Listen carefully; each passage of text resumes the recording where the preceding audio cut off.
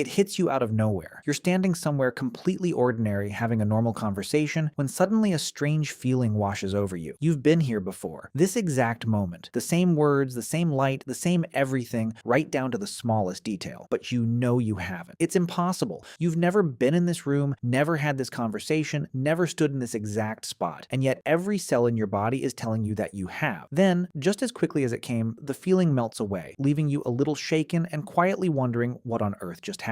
That eerie flash has a name. It's called déjà vu, French for already seen. And almost everyone on the planet has felt it at least once. Surveys suggest that around 2/3 of people have experienced it. For something so common, it's astonishingly mysterious, and for most of human history, people were convinced it had to be something supernatural, a glimpse of a past life, a memory bleeding through from another world, a crack in reality, proof that we had somehow lived this exact moment before. But the real answer isn't out there in the universe. It's hiding inside your own skull. And honestly, the truth is even stranger than the myths. So let's slow down and really break apart what déjà vu actually is. Let's start with the clues, because déjà vu leaves fingerprints. The first clue is who gets it. Déjà vu is most common in young people, especially teenagers and people in their 20s, and it slowly fades as you get older. The second clue is when it strikes. It happens more often when you're tired, stressed, or run down. It also tends to happen more in people who travel a lot, who have vivid imaginations, who remember their dreams, and who are more educated, simply because all of those people are feeding their brains a constant stream of new places and new patterns. Right away, these clues tell us something important. This isn't magic, and it isn't a message from beyond. It's about memory. Specifically, it's about what happens when your memory system briefly trips over its own feet. Remembering is not one single action. It's actually two completely separate things happening at the same time, handled by different parts of your brain. One part produces the feeling of familiarity, that warm, instant sense of I know this. The other part handles the actual content of the memory, the facts, the where and the when, and the how you know it. Normally, these two run together so smoothly that you never notice they're separate. You spot a friend across the street. The familiarity fires instantly, I know that person. And a split second later, the memory loads right behind it. Their name, how you met, the last time you spoke, feeling and fact arriving together, perfectly in sync. But now imagine those two systems slipping out of step, just for a single heartbeat. Imagine the familiarity switch flipping on, full blast, screaming, I know this, I have been here, this has happened before, while the memory system reaches into the files and pulls out absolutely nothing. Empty. No name, no place, no when. That mismatch is one of the leading explanations for déjà vu. Deep in your brain, in a region that signals familiarity, a misfire happens. It floods you with the overwhelming certainty that this moment is a memory, but when the rest of your brain goes looking for that memory, the shelves are bare. The feeling is completely real. It's just pointing at something that was never there. So one part of your brain is shouting, we've been here before, and another part is firmly answering, no, we absolutely have not. And that argument, that collision between feeling and fact, is the dizzy, electric, slightly unsettling sensation we call déjà vu. Now there's a second explanation that works hand in hand with the first, and it's just as fascinating. Your brain might be quietly recognizing a pattern. Think about how much your brain takes in every second. The shape of a room, the angle of a hallway, the way furniture is arranged, the rhythm of a conversation, the lighting, the layout. Now, what if the scene in front of you secretly resembles a place you've genuinely been before? Your memory notices the resemblance under the surface and fires off that familiarity signal. But because you can't recall the original, the feeling has nowhere to land. So it grabs onto the present moment instead, and suddenly right now feels like a memory of before.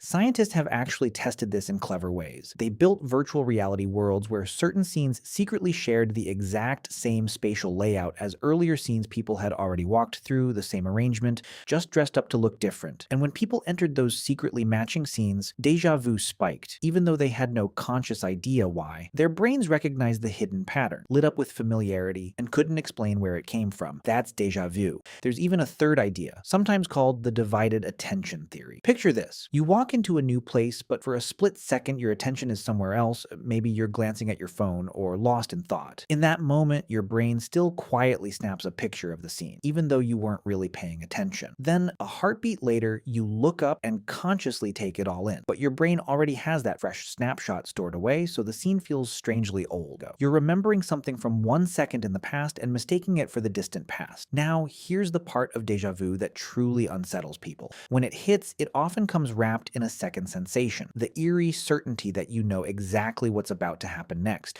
You feel like you could call the next word before it's spoken, predict the next turn before you take it. It feels like a premonition, like the future is briefly leaking into the present. But scientists tested this too, and the twist is delicious. People in déjà vu absolutely feel like they can predict what comes next, but when you actually measure it, they can't. Not even a little. Their guesses are no better than random chance. The feeling of knowing the future is itself just another layer of the illusion. Your brain is so utterly convinced that this is a memory that it naturally assumes it must already know how the moment unfolds. But there's no actual memory underneath, so there's nothing to predict. The certainty is real. The knowledge is completely empty. Your brain is bluffing, and it's bluffing to you. It's easy to see then why people reached for past lives and parallel worlds and glitches in the simulation. Déjà vu may actually be a sign that your brain is working well. Some scientists believe it's your memory system running a kind of quality check in real time. Your brain constantly sorts the world into new and familiar, and it has to get that sorting right to function. Déjà vu may be the moment you actually catch it flagging a false alarm. The familiarity signal goes off, your brain double checks it against your real memories, finds the mismatch, and sounds a quiet internal alert. Wait, this doesn't add up. In other words, that uneasy shiver might literally be the feeling of your brain correcting itself, refusing to be fooled by a memory that was never real. The young feel it more partly because their memory systems are sharper and more sensitive, quicker to catch the error, and as we age and that fine-tuned checking softens, the false alarms slip by unnoticed. There's one more window into all this, and it comes from the brain's temporal lobes, the regions most tied to memory. In some people, a small electrical misfire in that area, right before a particular kind of seizure, produces intense déjà vu, reliably, on demand. As strange as that sounds, it gave researchers something priceless, a way to watch exactly which parts of the brain light up the instant that ghostly familiarity appears. And it confirmed the whole picture. Déjà vu lives in your memory machinery, in the delicate dance between the feeling of knowing and the act of recalling. It even has cousins worth knowing about. There's jamais vu, which is the opposite. When something deeply familiar, a common word, your own front door, suddenly feels brand new and strange. You can trigger a mild version yourself just by writing a simple word over and over until it stops looking real. And there's déjà vécu, already lived, a more intense and unsettling version where it isn't just a flash but a whole stretch of life that feels rerun. All of them are your memory system, pushed slightly off balance, showing you the seams that are normally invisible. So the next time it happens to you, that sudden cold ripple of having lived this exact moment somewhere before, don't reach for a ghost or a past life or a crack in the universe. Something far more astonishing is unfolding. Billions of neurons are firing, two ancient memory systems are briefly disagreeing, hidden patterns are being recognized, and your brain is catching its own tiny mistake in real time and quietly flagging it for you. You're not glimpsing the future, you're not remembering another life. For just 1 second, the curtain slips, and you get to watch your own mind at work. See the gears turning that normally stay hidden behind the smooth surface of everyday experience. And when you really understand that, déjà vu stops being a ghost story. It becomes something better, a rare, fleeting glimpse into the strange, magnificent machine that is quietly building your entire reality, every single second without you ever noticing, until, just for a moment, you do.